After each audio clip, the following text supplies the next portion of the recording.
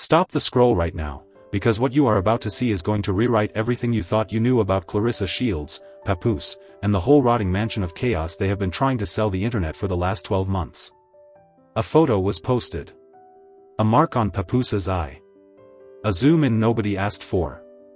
And by the time the pixels stopped moving, the entire boxing world, the entire hip-hop world, and every single person who ever whispered the name Claressa Shields at a hair salon was already halfway to a verdict that the public relations team around her cannot walk back.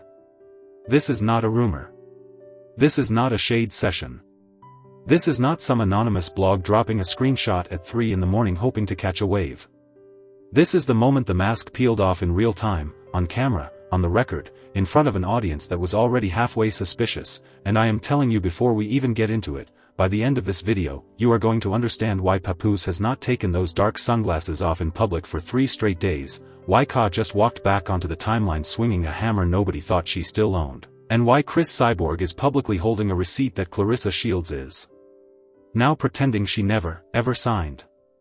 Pull up your chair and let the record roll, couchside crew, because this one is stacked like nothing you have seen out of this saga so far. And if you thought last week was bad for Claressa Shields, sit down. Buckle in. Because last week was the appetizer, and what we are unpacking today is the entire tasting menu of self-destruction, served on the house, hot off the timeline, garnished with every single receipt she prayed nobody would ever screenshot. It started with a picture. A single, quiet, seemingly innocent post from Papoose. He tagged nothing. He explained nothing. He captioned nothing.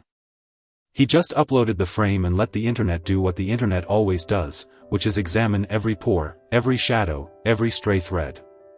And within hours, the same question was ricocheting across every comment section on every platform. Is that a black eye on Papoose? Somebody in the replies said it first, and once the eyes of the audience caught the same detail, the zoom-ins began. The color-corrected screenshots. The side-by-side comparisons. The dermatology accounts weighing in from 3 different time zones. The receipts. And when I sat with that image long enough to really study it, and I mean forensically study it, frame by frame, filter by filter, the way an insurance adjuster studies a crash, I have to be honest with you, that is not a black eye. That is a stye. A raised, angry, unmistakable stye right at the edge of Papoose's eyelid, the kind of bacterial flare-up that does not appear on a grown man's face without a specific, avoidable cause.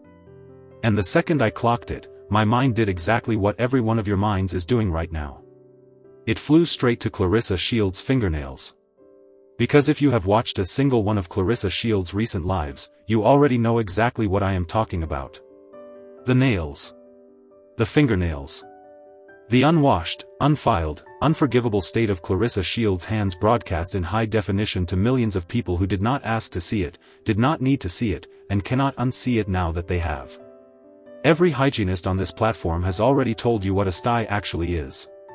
It is a bacterial infection of an oil gland on the eyelid, most commonly caused by transferring bacteria, usually Staphylococcus, the exact species that thrives underneath filthy, unwashed fingernails, directly into the sensitive tissue around the eye. Now I am not a doctor. I am not going to pretend I performed a swab. I am not going to walk into anybody's court of law with a diagnosis. But I am going to ask the obvious question, and I want you to sit with it for a second. How does a grown man who has kept a clean, unblemished face for 2 entire decades in the public eye suddenly develop a bacterial eye infection right after moving in with Claressa Shields? That is not a coincidence. That is a chain of custody. For the folks just tuning in, welcome to the show. This is where we hand you the receipts nobody wanted printed and we let the timeline speak for itself. No spinning. No coddling. No protecting the people who forgot that the camera has a memory longer than they do, and no letting anyone off the hook simply because their public relations team decided the story was inconvenient. If you have been here before, you already know the drill. If you are new, buckle up, because this is not a channel that flinches, and it is not a channel that lets the record go unclaimed. Let me walk you through it, because there is an order to this madness, and the order is exactly what makes it devastating.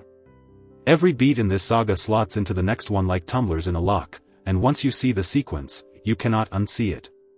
Claressa Shields did an interview earlier this week. On the surface, it looked routine, a young journalist, a professional set, a promotional stop for an upcoming fight, the kind of stop every combat athlete is contractually obligated to make in the weeks leading up to a card. And then the journalist asked a question. A single, calm, entirely reasonable question that any honest reporter would ask a woman whose entire personal brand has become, quote, "I am publicly dating a married man." She asked Claressa Shields, plainly and respectfully, how much longer she is willing to be in a relationship with somebody's husband. That was it. That was the entire question. No slurs. No traps. No manufactured outrage. No ambush framing. No hidden agenda. Just a direct, professional, on-topic inquiry about the exact story Claressa Shields herself has been feeding into the algorithm for months and monetizing at every possible turn. Claressa Shields snapped. Not creatively. Not eloquently. Not with the composure you would expect from a two-time Olympic champion who has weathered 15 years of hostile press.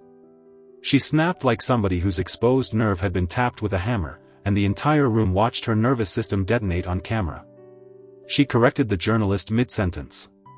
She insisted Papoose is not somebody's husband because Papoose has filed for divorce, which, and I cannot stress this enough for the people in the back who are still confused about how paperwork actually works, is not the same thing as being divorced. Filing paperwork is not a decree. Filing paperwork is not a judgment. Filing paperwork is a request placed into a system that has not yet ruled. Papoose is still, in every legal jurisdiction on the planet Earth, a married man. And Claressa Shields, no matter how many times she yells the word divorce into a microphone or edits it into a caption, is still publicly attached to a married man who has not yet been legally released from his current marriage. And then Claressa Shields did what Claressa Shields always does when the truth stops massaging her ego. She threatened. She looked at that camera and she actually promised, that the next person who dared to ask her a normal question about her extremely non-normal relationship was going to catch smoke. Her exact energy was, quote, "I am going all out. I am not letting anybody off the hook." Which, when you break it down and let the syllables settle, is a boxing world champion telling civilian journalists that she is willing to physically respond to being fact-checked in public. Read that back to yourself slowly. That is not confidence. That is not resilience. That is not the composed champion carrying the sport on her shoulders. That is the unmistakable sound of a career unraveling in public, in slow motion, on a live stream, with sponsors watching. And the comment sections agreed. Not softly. Not politely. In a landslide. One viewer wrote that Claressa Shields has become the punchline of every parley her own boyfriend is running behind the scenes. Another one said the sad thing is her personal life is now permanently overshadowing her accomplishments, and that is not a hater talking, that is a longtime fan grieving in real time. Another one, and this one hit like a body shot, said the champion the audience used to root for has been replaced by a woman who cannot go 48 hours without an unraveling. And these were not troll pages. These were fans. These were the same people who paid for pay-per-views. These were the same people who wore her merch.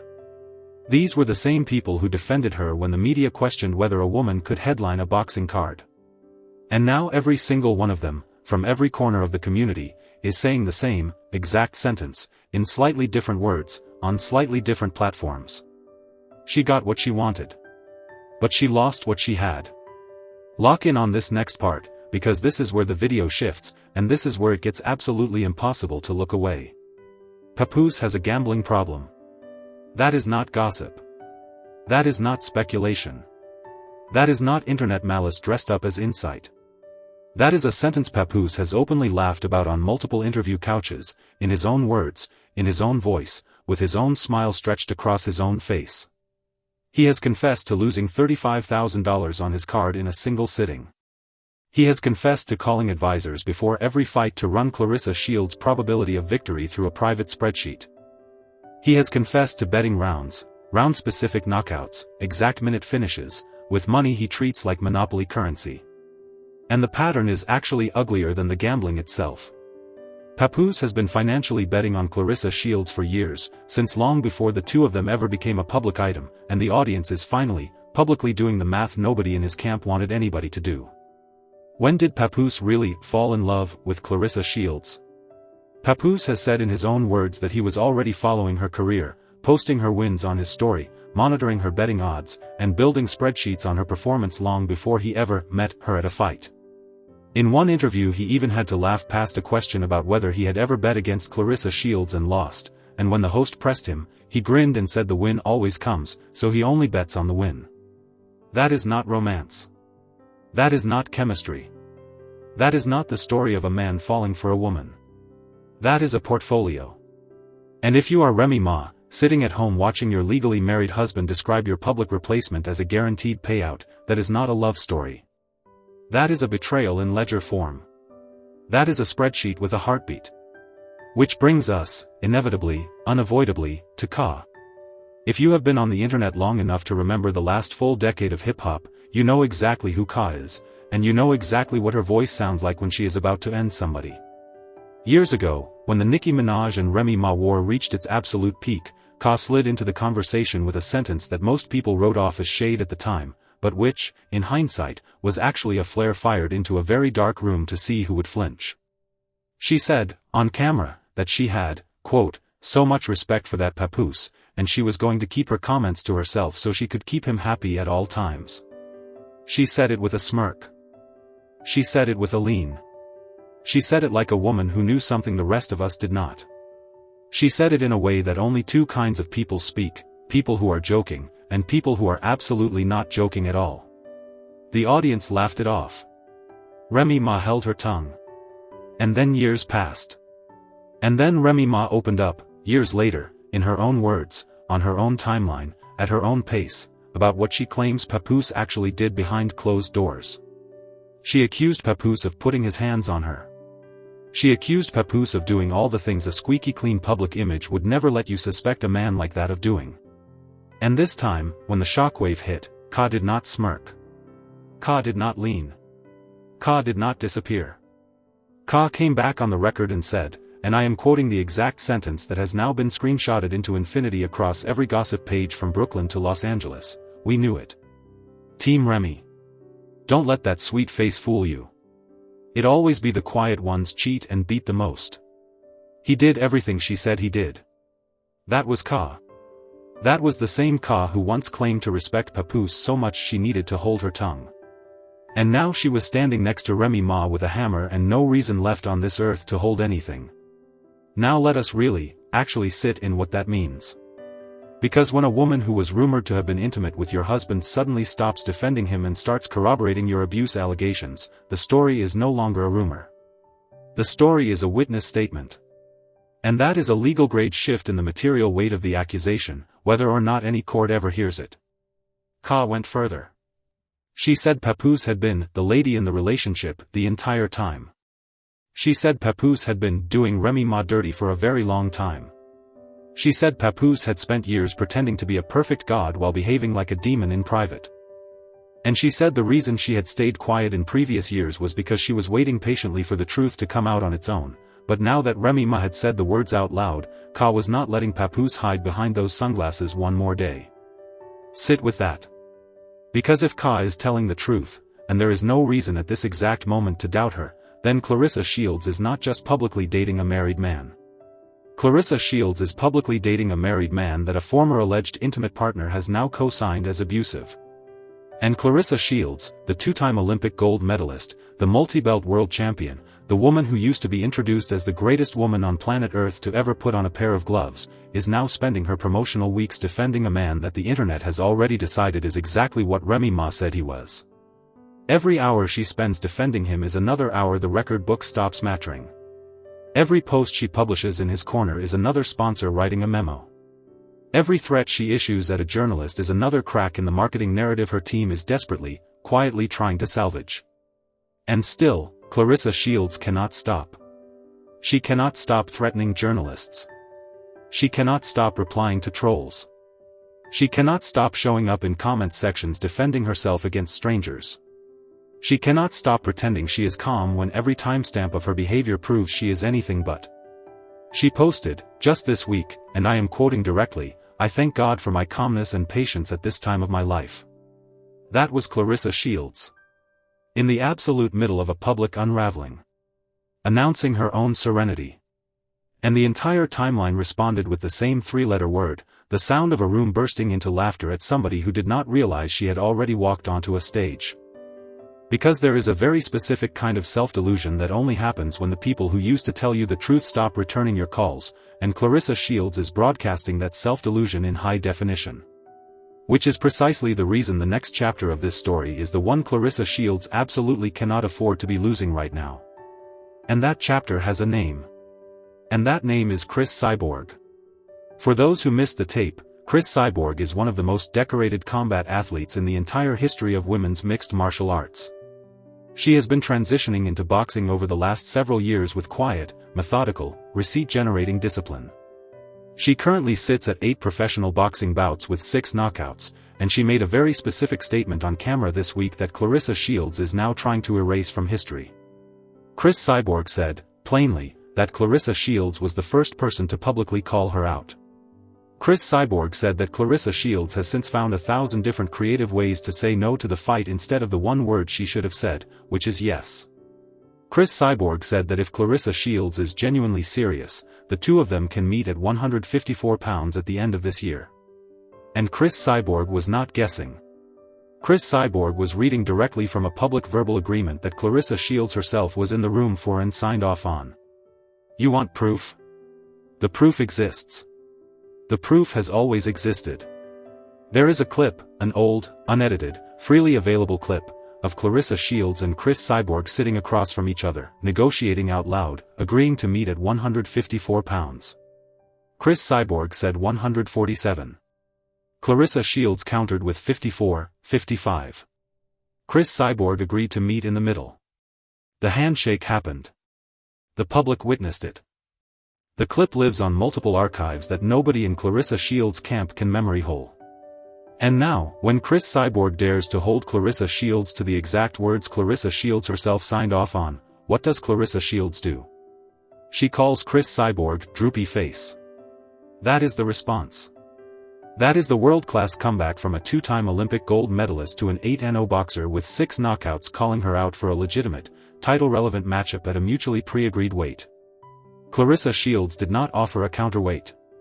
Claressa Shields did not offer a counter-date. Claressa Shields did not offer a counter anything. Claressa Shields insulted the woman's face. Which is genuinely something, because Claressa Shields has spent the better part of the last calendar year weeping openly in interviews about how much it hurts when the internet calls her manly, calls her ugly, calls her anything at all connected to her appearance.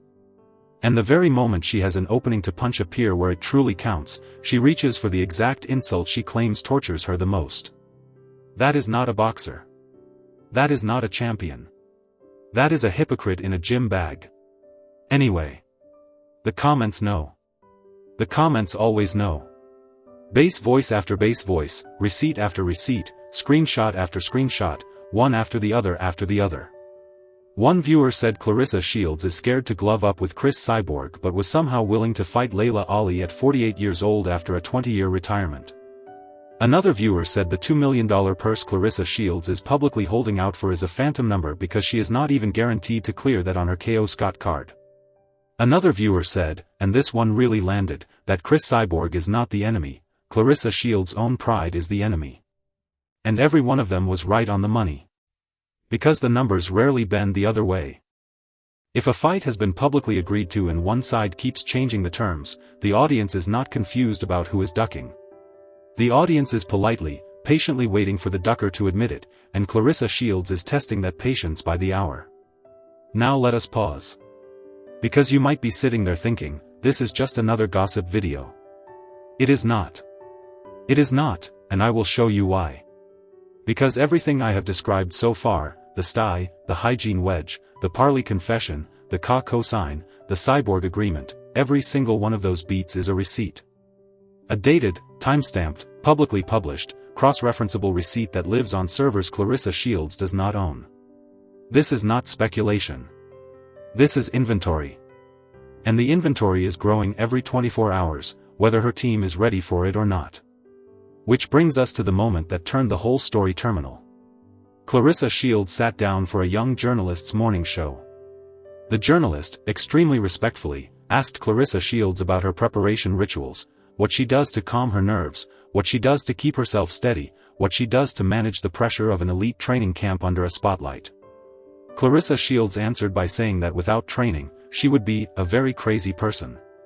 Then she added, and this is verbatim, out of her own mouth, on her own microphone, on her own promotional tour, that she takes social media breaks. That she deletes the apps for 3 or 4 days at a time. That she disconnects. That she detaches. That she resets. Lock in on that, because this is the exact sentence that ended it. There is not a single human being on the internet, not one, who has ever witnessed Claressa Shields take 3 consecutive days off social media. Claressa Shields posts hourly. Claressa Shields replies to strangers hourly.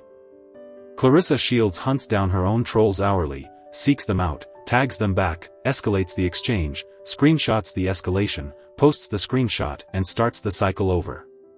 Claressa Shields' entire brand is the fact that she is chronically, permanently, painfully online.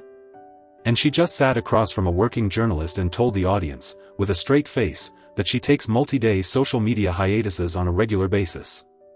When the digital footprint on every single platform she operates on proves the exact opposite. When her own timeline is a public exhibit against her own claim. When even her most sympathetic followers know the sentence she just said is fiction dressed up as self-awareness. That was the moment. Because up until that moment, every accusation against Claressa Shields was somebody else's word against hers. But that moment right there? That moment was Claressa Shields' word against Claressa Shields' own timeline. And Claressa Shields' timeline won in a landslide so lopsided the algorithm did not even bother to bury the clip. The algorithm surfaced it. The algorithm amplified it. The algorithm treated it like the story it actually was, which is a self-inflicted credibility collapse. And it did not stop there. Claressa Shields, in the exact same interview, went on to describe an incident where allegedly haters had discovered an old, inactive phone number of hers and had been leaving voicemails on it for hours at a stretch. She framed it as harassment. She framed it as pressure. She framed it as the kind of thing that would break a lesser athlete. But then, in the same breath, she admitted she was not even actively on social media that week, which contradicted her earlier statement that she was constantly checking her platforms, and simultaneously bragged about a beach workout she had performed in retaliation. Which raised the exact question the entire audience began asking at once: how does a beach workout actually retaliate against anyone? And more importantly, how do you claim to be in a strict training camp for weeks when the footage clearly shows you gaining weight during the same window? Her own trainer slipped and mentioned she was over 200 pounds. Her own body language in the camp footage showed no visible definition. Her own arm musculature only started appearing publicly in the final stretch of the promotional cycle, weeks after the camp was supposed to have started.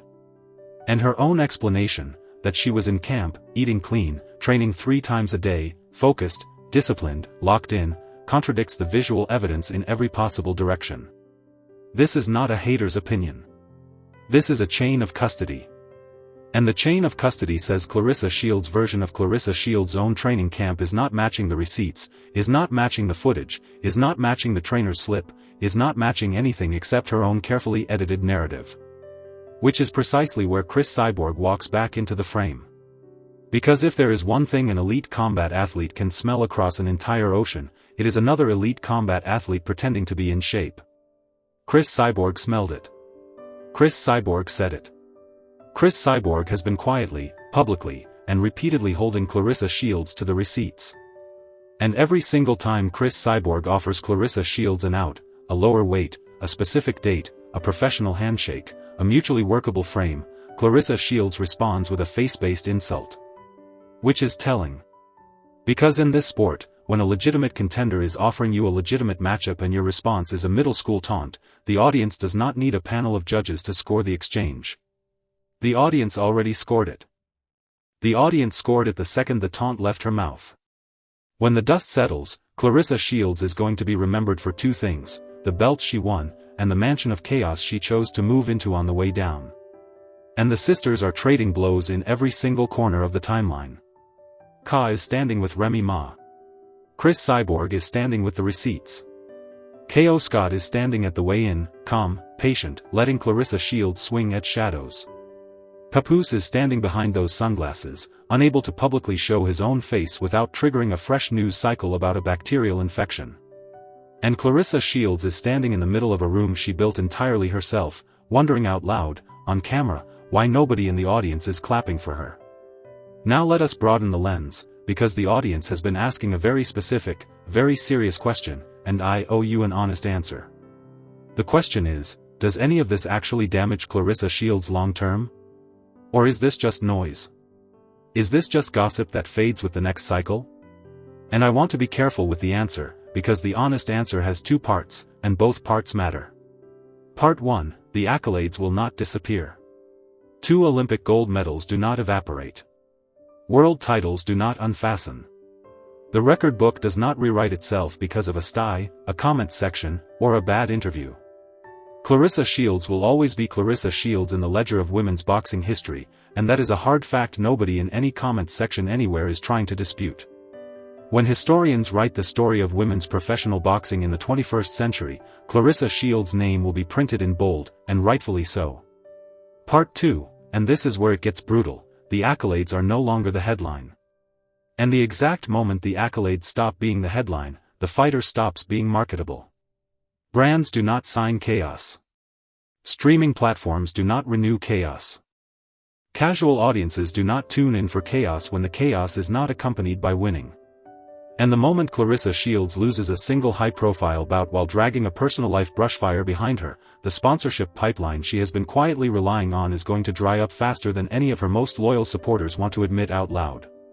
The math on that is not opinion. The math on that is boardroom logic. And boardrooms have already started running the model. And Papoose, the man Claressa Shields has staked her entire public identity on, is not going to save her. Papoose is a gambler. Papoose is currently sitting on a marriage he has not legally exited. Papoose is being publicly identified by former intimate parties as behaviorally suspect. And Papoose has admitted, again, in his own words, in his own voice, on his own microphone, on his own promotional couches, that he treats Claressa Shields' career as a wagering opportunity. That is not a partner. That is not a protector. That is a stakeholder. And a stakeholder cuts loose the exact moment the stock stops climbing, because that is what stakeholders do by definition. Which is why the whispers around Claressa Shields' next fight are getting louder, not quieter. Ticket sales are reportedly slower than the promotion wants to publicly admit. Meet and greet attendance is being openly debated across multiple boxing forums.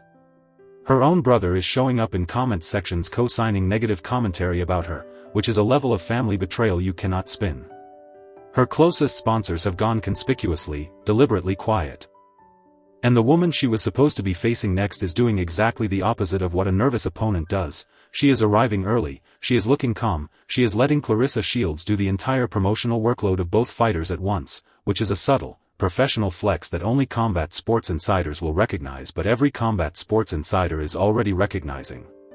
Anyway, let me leave you with the piece that I think is going to haunt this saga the very longest. Because there is one clip from this week that captures everything you need to know about where Claressa Shields actually is right now. It was an unbroken monologue. She was mid-answer, mid-explanation, mid-justification. And she went into a self-referential loop that has already become the definitive audio artifact of the entire crash-out. She said the word "me" over and over. Not once. Not twice. Not 5 times. Dozens of times. In a single answer. Without breaking rhythm. Without noticing. Without any of the training camp editors, publicists, or handlers around her stepping in to save her from herself. It became a meme within hours. It became a diagnostic within days. And it became, when you strip everything else away, the perfect audio-visual capture of what has actually, quietly, terminally happened to Claressa Shields. The pronoun stopped serving the story. The pronoun became the story. Because Claressa Shields was never dragged by a hater. Claressa Shields was never sabotaged by an interviewer. Claressa Shields was never ambushed by an internet mob. Claressa Shields walked, willingly, publicly, and repeatedly, into a story of her own construction, and every single time somebody offered her a graceful exit, Claressa Shields chose the door marked further in. Papoose did not put her in the middle of the timeline. Chris Cyborg did not put her in the middle of the timeline. Ka did not put her in the middle of the timeline. Remy Ma did not put her in the middle of the timeline. Claressa Shields signed her own paperwork. Claressa Shields authored her own script. Claressa Shields cast herself in the leading role of a movie she cannot rewrite now that the cameras are rolling. And now the audience is watching the paperwork clear, page by page, hearing by hearing, receipt by receipt. So I want to ask you, one-to-one, before you leave this video today. Do you actually think Claressa Shields' unwashed hands really caused Papoose's stye, or is the internet reading too far into a single, admittedly ambiguous photograph? Do you think Ka's public alignment with Remy Ma essentially confirms, at this stage, that everything Remy Ma said about Papoose is true, or is Ka playing her own long game we still have not seen the shape of? Do you think Chris Cyborg is actually going to force a fight Claressa Shields is now very clearly ducking, or is Claressa Shields going to spend the next year running the clock out on a matchup that could genuinely define her legacy? Do you think the next journalist who dares to ask Claressa Shields a normal question is going to catch a lawsuit, a threat, or a physical response? Do you think Claressa Shields, in her own mind, deep down, actually believes she is calm and grounded, or is she performing serenity for an audience she has already, quietly, permanently lost? Do you think Papoose is going to marry Claressa Shields the very moment his current marriage is legally over, or do you think Claressa Shields is going to find herself standing on the wrong end of the exact playbook Remy Ma warned her about while nobody was listening? Drop your verdict in the comments. I read every single one of them. I respond to more of them than I honestly should. And if this breakdown gave you the receipts nobody else was willing to hand over, drop a boost, toss a super thanks if you are feeling generous, and I will meet you down in the thread within the hour. Because we are not done with Claressa Shields. We are not done with Papoose. We are not done with Ka. We are not done with Remy Ma. We are not done with Chris Cyborg. And we are not done with the story of a woman who wanted every single thing she is currently holding, and who is about to find out, on a very public stage, in front of a very unforgiving audience, exactly what every single thing actually costs when the bill finally comes due. I will see you at the next chapter. Same seat. Same receipts. Same couch-side crew. And a whole new page of the ledger to turn over together. One more thing before you close this tab, because I would be doing you a genuine disservice if I did not surface the very last layer of this onion. There is a pattern here, a pattern that goes beyond Claressa Shields, beyond Papoose, beyond even the bacterial infection sitting quietly at the edge of Papoose's eyelid, and the pattern is this: every single time an athlete of Claressa Shields' stature has publicly tied their brand to a partner mid-scandal, the athlete has absorbed the damage, not the partner. The partner walks. The athlete pays. That is not cynicism. That is history. And Claressa Shields, who has spent 15 years building a reputation as a woman who did not need any man to make her marketable, is now voluntarily standing on the wrong side of that history, holding an umbrella against a storm she personally invited into the room. Papoose will survive this. Papoose has been surviving controversies for longer than most of the audience has been paying attention. It is Claressa Shields who is about to discover, in real time, on a public ledger, that the price of a bad public relationship is always paid by the person with more to lose. And right now, the person with more to lose is not the man behind the sunglasses. It is the woman standing next to him at the meet and greet, wondering why the room feels smaller than it did last month. Sit with that, couchside crew. Sit with that all the way to the next upload. And here is the final quiet twist nobody in Claressa Shields' orbit is willing to say out loud on camera yet. Watch the way the ecosystem around her has started to reorganize itself in real time. Watch which podcasts have stopped booking her. Watch which brands have gone silent since the interview. Watch how Papoose's own social circle has quietly shrunk in the last 30 days. Watch how Remy Ma has said absolutely nothing publicly for 2 full weeks, and understand that silence, in this game, is not surrender. Silence is patience. Silence is a woman letting the story write itself. And every extra day Claressa Shields spends screaming at journalists is another day Remy Ma spends being framed by the audience as the composed, wounded, dignified party in a triangle Claressa Shields insisted on entering with a bullhorn.